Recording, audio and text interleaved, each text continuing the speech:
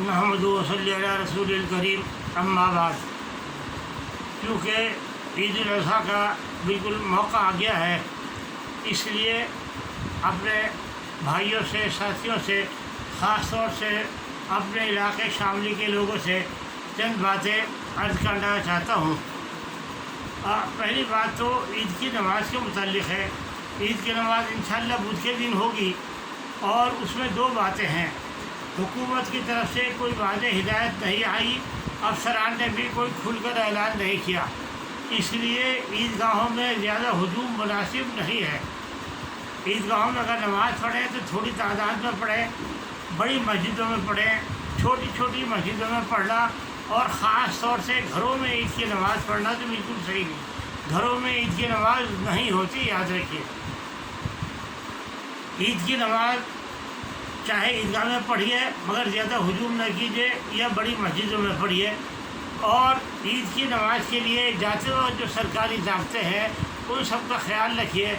आपस में फासला, सोशल डिस्टेंसिंग रखिए और मास्क का एहतमाम कीजिए। और ऐसा कोई काम न कीजिए कि जिससे आपको रहमत हो और जिससे कल को आपकी सेहत को या किसी को नुकसान पहुँचे। और बेहतर ये होगा कि ईद की नमाज़ सवेरे तकरीबन 7:30 बजे तक कर ली जाए।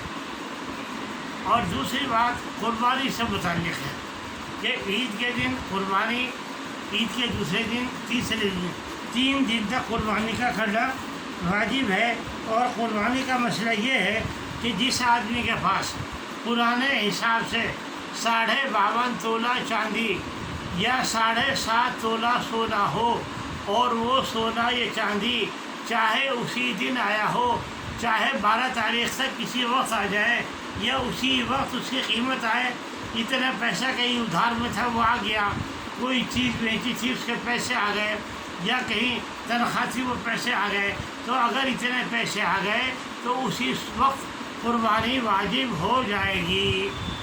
तो इन 3 दिनों में 12 तारीख की शाम तक हर उस शख्स को जिसके पास 612 ग्राम 360 मिलीग्राम चांदी या 87 ग्राम 480 मिलीग्राम सोना हो, या इतना पैसा हो जिसमें से कोई चीज़ खरीदी जा सके, या इतनी रकम की तिजारत हो, या इतना कारोबार हो, या इतना बैंक बैलेंस हो, उन सब पर कुर्बानी का हिस्सा लेना वाजिब है।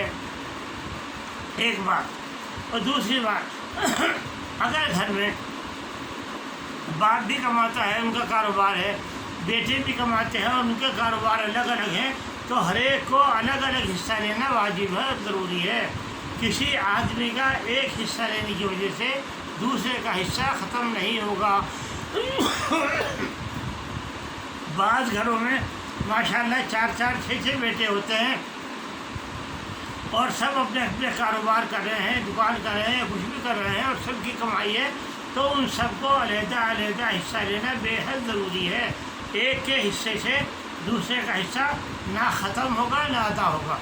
दूसरी बात यह है कि औरतों के पास आम तौर से जेवर होता है, चाहे वो जेवर घर में हो और चाहे वो जेवर बैंक में लाकर में रखा हो, या औरतों के पास जायदाद है, या उनके पास जायद मकान है जो किराए पर दे रखा है, या उनकी दुकानें हैं, या उनकी किसी कारोबार में शिरकत है, या उनका अपना कारोबार है, तो उन सब पर भी इसी तरह कुर्बानी का करना वाजिब है। उन सब पर भी कुर्बानी करना इसी तरह वाजिब है कि जिस तरह मर्दों पर है। अगर मर्द उनकी तरफ से हिस्सा ना करे तो उनको अपने पास से उसका इंतज़ाम करना चाहिए, चाहे अपना पैसा देना पड़े और चाहे अपनी जेवर का कोई हिस्सा फ़रोख्त करना पड़े, लेकिन कुर्बानी करना बहरहाल वाजिब है। और एक बात और कि कुर्बानी की रकम किसी को खैरात में देने से कुर्बानी अदा नहीं होगी। हमारे यहाँ बाज़ लोग ये कहते हैं कि साहब किसी कार खैर में दे दो, किसी ज़रूरतमंद को दे दो, हरगिज़ नहीं। 12 तारीख तक आप कुछ नहीं कीजिए, कुर्बानी कीजिए। 12 तारीख के बाद फिर आपके पास अगर पैसा है तो जिसकी चाहे मदद कीजिए, बहुत अच्छी बात है।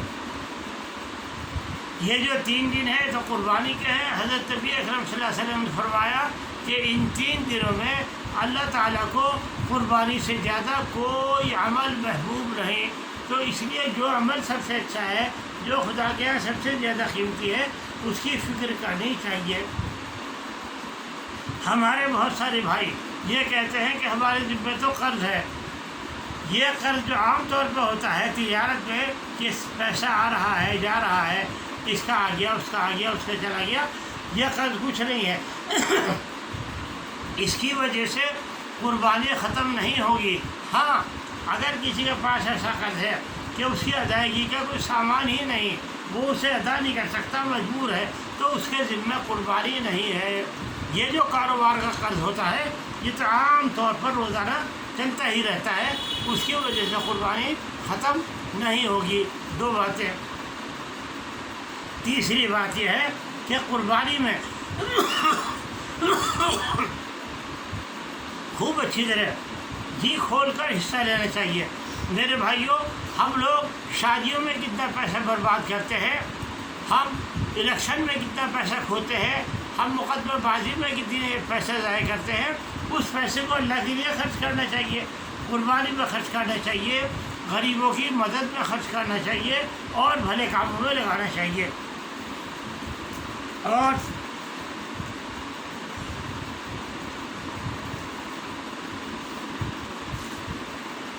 جس پر قربانی ہے اس کے لیے ایک بات اور ضروری ہے. ہمارے بہت سارے بھائی یہ کرتے ہیں کہ جی ہم نے اپنے والد کی طرف سے حصہ لے لیا، ہم نے فلاں کی طرف سے حصہ لے لیا. یہ حصہ لینا چاہیے، مگر پہلے اپنا حصہ الگ کرو. اپنا حصہ پہلے الگ کر کے پھر دوسرے کسی کی طرف سے آپ حصہ لیں. اگر آپ پر قربانی واجب تھی اور آپ نے اپنا الگ حصہ پہلے نہیں لیا تو قربانی ادا نہیں ہوئی. اگر قربانی واجب ہے تو پہلے اپنا حصہ لیجئے اور پھر دوسروں کی طرف سے قربانی کیجئے. اسی طریقے سے قربانی کا جو گوشت ہے اور اس کی کھال ہے، چمڑا ہے، جو بھی کچھ ہے، اس سب کو احتیاط سے رکھنا چاہیے. اس کو سڑکوں پر ڈالنا، راستوں میں قربانی کرنا اور دوسروں کو تکلیف پہنچانا ٹھیک نہیں ہے. قربانی کہیں احتیاط سے کیجیے اور نہ گوشت خراب کریں اور نہ اس کا چمڑا ضائع کریں. چمڑا اگر فروخت کر دیں تو اس کی قیمت کا صدقہ کرنا واجب ہے. ایک بات. اور دوسری بات یہ کہ ہمارے ہاں بہت سی جگہ یہ ہوتا ہے کہ لوگ جو قربانی کرنے والے، گوشت بنانے والے ہوتے ہیں، ان سے معاملہ طے کر لیتے ہیں کہ صاحب تم قربانی میں سے گوشت لے لینا، پائے لے لینا، سری لے جانا. یہ قربانی میں طے کرنا ٹھیک نہیں ہے.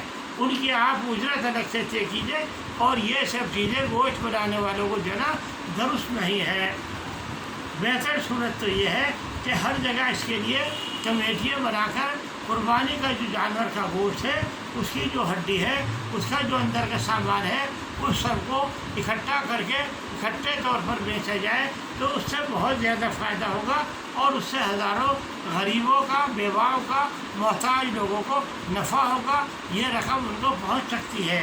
اور ہاں، مدرسوں میں دے سکتے ہیں جہاں اطمینان ہے کہ اس کا صحیح استعمال ہے.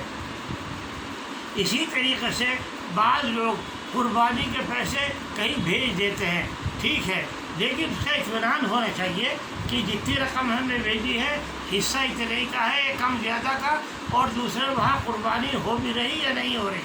بعض باتیں ایسی سننے میں آتی ہیں کہ بعض لوگ پیسے لے لیتے ہیں، قربانی نہیں کرتے. اس کے لیے وہ لوگ تو مجرم ہیں ہی. یہ لوگ جو بغیر سوچے سمجھے پیسے دے دیتے ہیں، یہ بھی اس کے لیے ذمہ دار ہیں. تو میرے بھائیوں، اس سے بہت ضروری باتیں تھیں قربانی کے سلسلے میں جو آپ سے کہنی تھی. ان سب کا خیال رکھیے کہ قربانی کا راستوں پر نہ کیجیے، صفائی سے کیجیے. صفائی کا بہت زیادہ خیال رکھیے. گوشت سڑکوں پر نہ پھینکیے، چمڑا گندگی کھلے میں نہ لے جائیے. یہ آپ کی ذمہ داری ہے، اس کو کیجیے، لیکن نہ کسی مسلمان کو، نہ کسی اور کو زحمت اور تکلیف نہ ہو. یہ بھی آپ کی ذمہ داری ہے. اللہ تعالیٰ ہمیں اور آپ کو اس کی سمجھ عطا فرمائے اور اس پر عمل کرنے کی توفیق دے. وآخر دعوانا الحمدللہ رب العالمین وصلی اللہ علیہ خیر خلقہ سیدنا مولانا محمد وعلیہ وسلم.